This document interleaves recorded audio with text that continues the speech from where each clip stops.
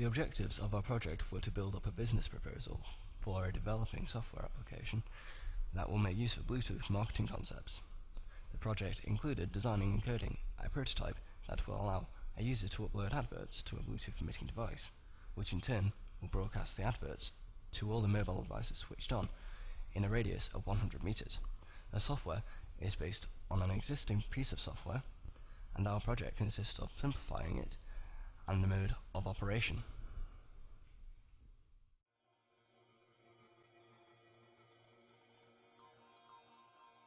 We shall start by introducing ourselves.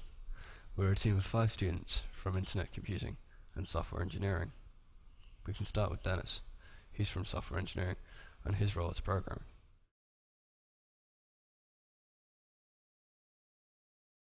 Next we got Mike from Internet Computing.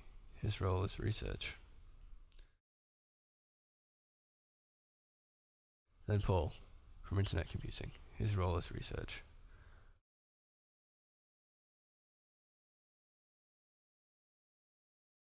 George from Software Engineering.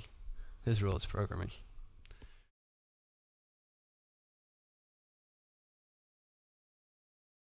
Richard from Software Engineering. His role is programming. And finally, Bakim from Software Engineering. His role is programming.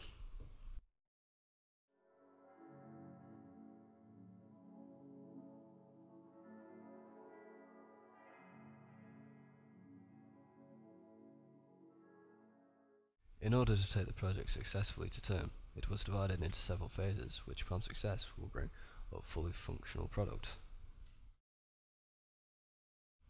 The first task was to elaborate a project plan, which involves the creation of a Gantt chart covering the whole project that outlines the several phases and map them to a timetable. Next, a calendar has been set up assigning to each member or subgroup members his or their specific task. Mike was in charge of the mind map we've just seen before. George had to come up with a Gantt chart, and the whole group decided to join both things into the final project plan.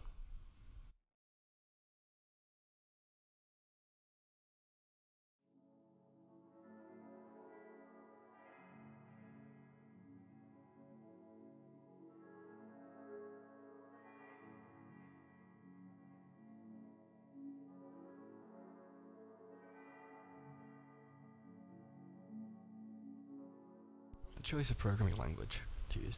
We were given a choice of 2 languages, Java or Perl. We thought, what do we know about Perl? We know it's quite similar to PHP. Support may be available online, but would require a large amount of research in order for us to get used to the language, as none of us have actually used it before. What do we know about Java? It's a language we have been learning since the start of university. There's a lot of support available both online and a lot of the academic staff know it, which I'm sure will be available to give us a bit of support. And there's a large amount of documentation available online called the Java APIs. Our decision is to use Java. Here is the actual Java API documentation. As you can see, there's quite a lot of libraries available for you to use.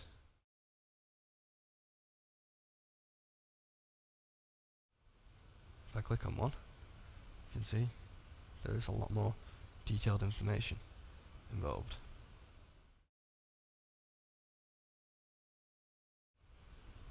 This is one of the reasons why we've decided to use Java.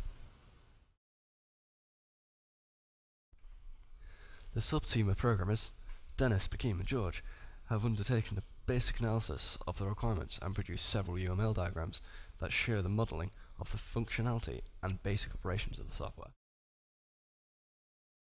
A use case diagram was first produced in which the main tasks of the software are explicitly shown, such as upload advertisement, create campaign, and so on. A class diagram was then derived in which Java classes were designed to hold the data and actions relative to the advertiser, to the campaign, and to the advertisements in order to start writing the actual Java code.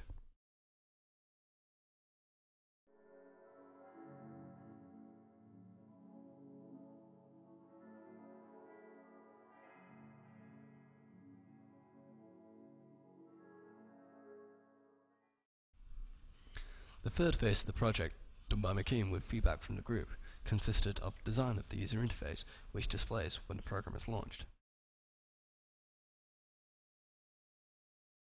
The user can interact with the program through visual interface and inputs data regarding the build of the campaign. He will then select the files that will be part of the advertisement.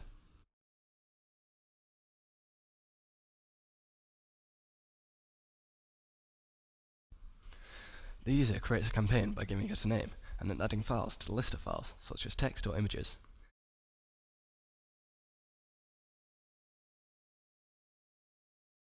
And at last, entering the data concerning the advertiser, such as his name, his address, etc.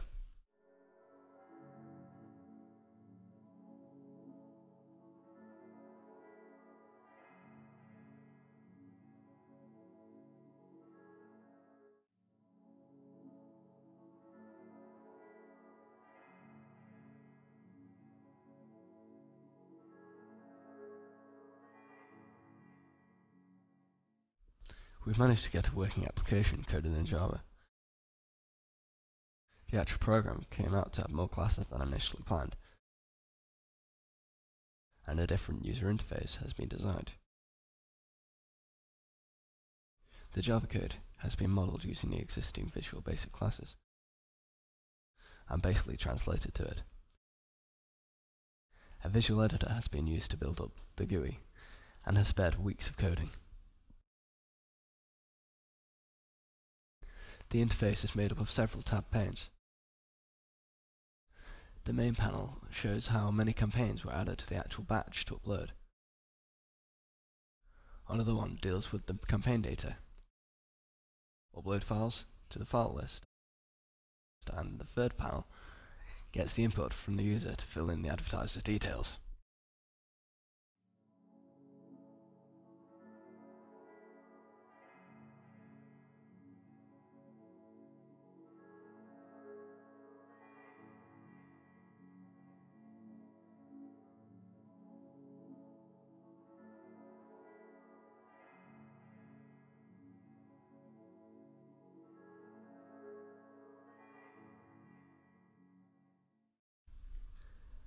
A set of folders is then created on the file system, containing the files to be uploaded to the Bluetooth emitting device. The file folder contains the advertisement files that make up the campaign. The configuration folder holds the binary file and the text file with data about the configuration.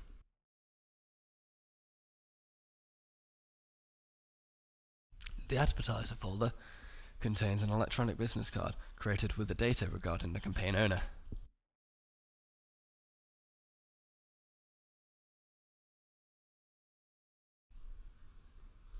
All these folders will then be placed on a pen drive and uploaded onto the emitting device.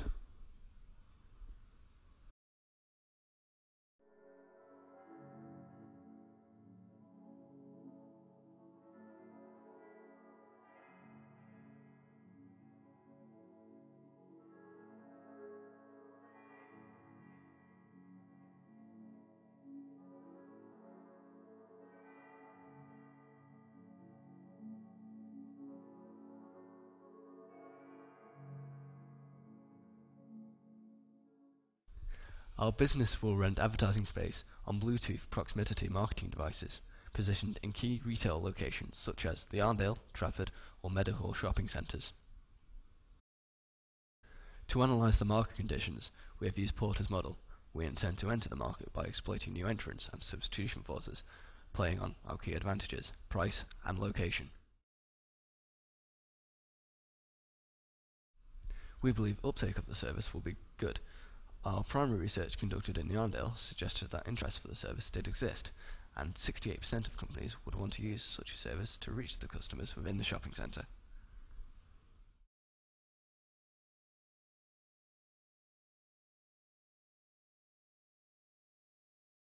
The market size is relatively matured.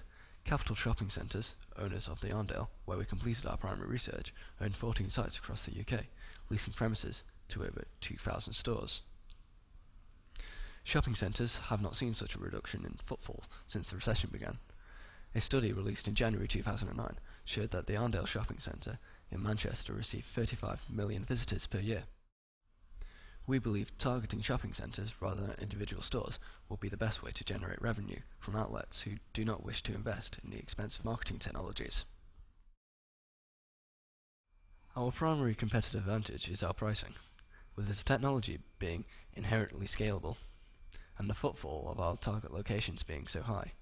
We can produce market distribution services at a fraction of the cost of traditional media, such as flyers or posters.